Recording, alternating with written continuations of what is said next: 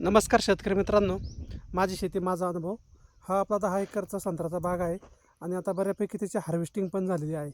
परंतु बऱ्याचदा होतं आहे काय की संत्रा म्हटलं की बऱ्याच शेतकऱ्यांना नागपूर आठवतं. परंतु नागपूर हे पूर्वीचं बलस्थान होतं त्याचं. परंतु गेल्या 15 वर्षापासून 20 वर्षापासून अहिल्यानगरमध्ये सुद्धा खूप चांगल्या पद्धतीने संत्रा पिकतो आहे. परंतु तो दुर्लक्षित होता आत्तापर्यंत.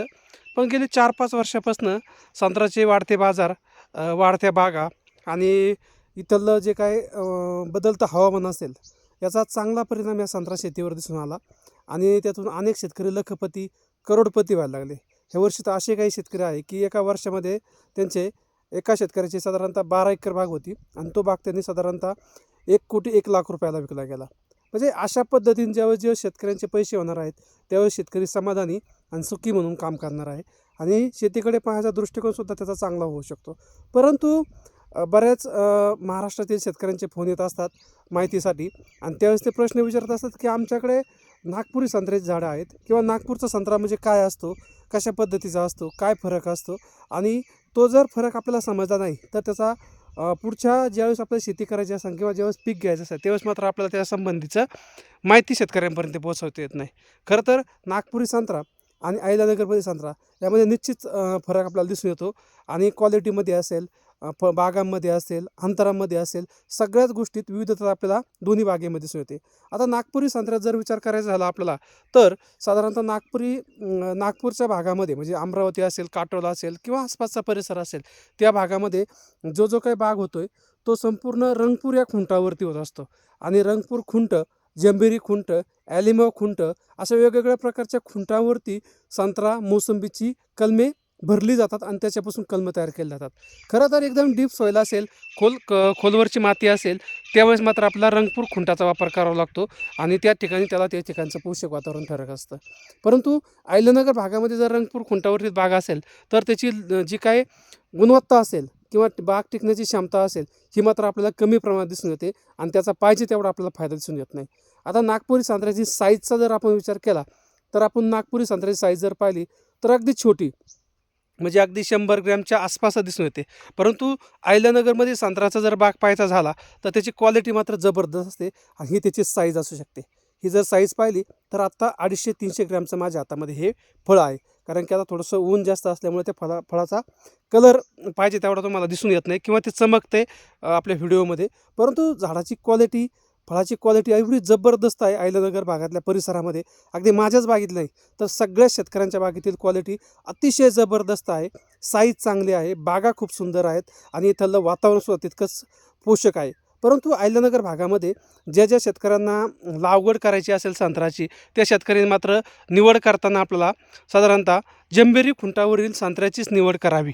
कारण की आपल्या भागामध्ये त्या जातीच्या जे काही खुंटा आहे त्या खुंटाला जास्त मोठ्या प्रमाणात मागणी आणि त्याची त्या पिकासाठीचं जे काही पोषक वातावरण आहे ते आपल्या भागामध्ये पाहायला भेटतं. आता आपल्याकडे एक झाड आहे, त्या झाडाची आपण तुम्हाला काही संत्रा दाखवतो, त्याची क्वालिटी कशी आहे ती पाहू शकताय तुम्ही.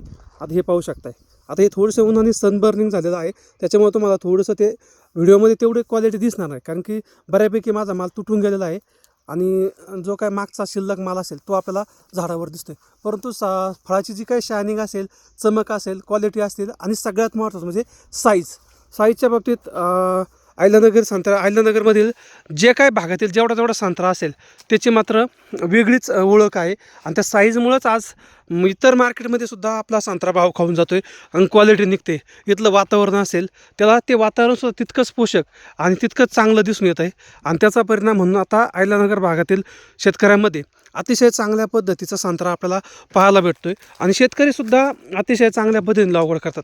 आमच्या भागात जर लागवडीचा जर विचार केला तर साधारणतः 12x12 या अंतराचा आम्ही विचार करतो. 14x14 असेल, 12x12 असेल किंवा आणखी काही नवीन सघन पद्धती शोधायचा शेतकरी प्रयत्न करतात आणि त्याच्या माध्यमातून काम करत असतात. आणि आमच्या भागातल्या संत्र्याची क्वालिटीसुद्धा जबरदस्त असते.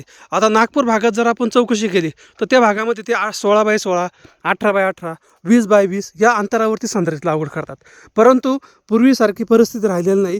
अवकाळी पाऊस असेल, नैसर्गिक आपत्ती असेल, इतर अनेक कारणामुळं बागा तेवढ्या दिवस टिकत नाहीत. आणि मग आपण जर एकरामध्ये 100-150 झाडं बसवली आणि भविष्यातला 10-5 वर्षांनी मोठा दुष्काळ पडला, काही अवकाळी संकट आलं तर आपली बाग काढावी लागते आणि मग आपलं उत्पन्न त्या ठिकाणी घटताना दिसून येतं.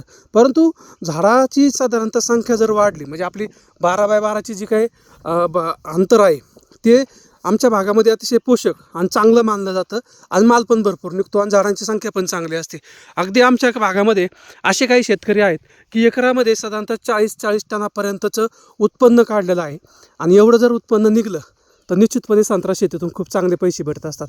फक्त संत्रा शेतीचा ड्रॉबॅक असा आहे की त्याला दरवर्षीच बाजारभाव भेटतील किंवा दरवर्षीच भार लागेल हे सांगता येत नाही.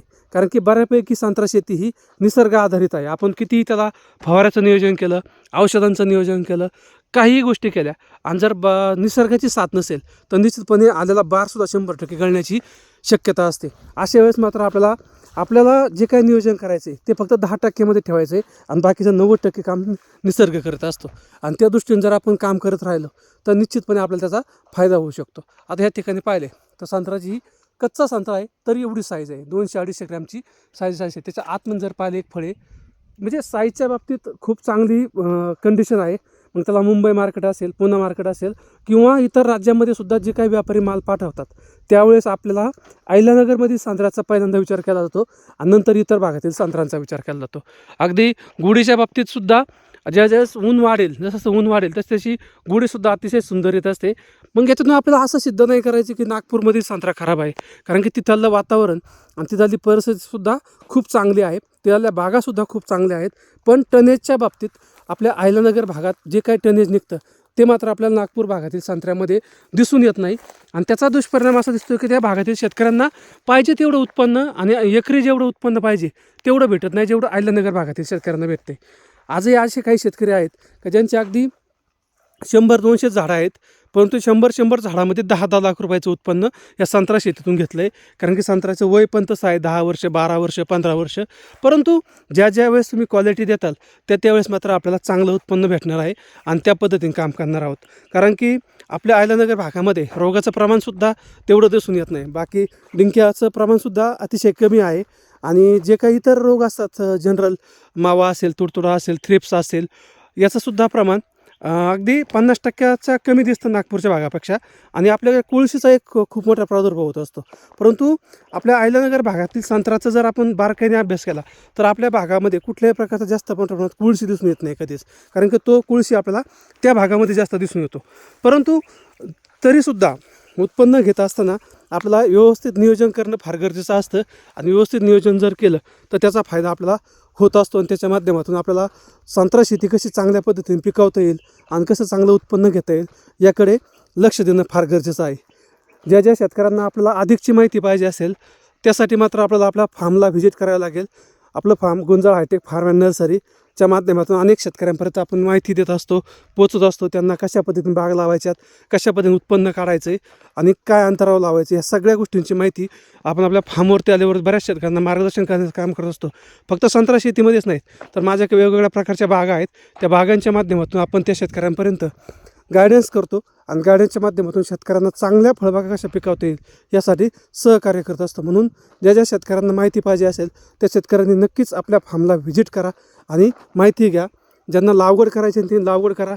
ज्यांना इतरांपर्यंत माहिती पोहोचवायची असेल त्यांनी मात्र हा व्हिडिओ नक्की शेअर करा आणि त्यांनासुद्धा त्याचा फायदा होऊन द्या. कारण की आपल्याला फक्त संत्र्याची शेतीच उभी करून मोठं नाही व्हायचं, तर आपल्याला इतर फळबागांमध्ये उतरायचं आहे आणि अधिकचं उत्पन्न काढायचं आहे. फक्त झाडांची आणि बागांची संख्या नाही वाढवायची, तर बागांच्या संख्येबरोबर आपल्याला मालाची क्वालिटी कशी वाढेल याकडे लक्ष द्यायचं आणि त्याच्या माध्यमातून अधिकचं अधिक उत्पन्न कसं घेता येईल यासाठी प्रयत्नशील राहायचे. म्हणून अशाच प्रकारच्या चांगल्या माहितीसाठी आपल्या चॅनलला लाईक करा, शेअर करा, सबस्क्राईब नक्की करा. धन्यवाद.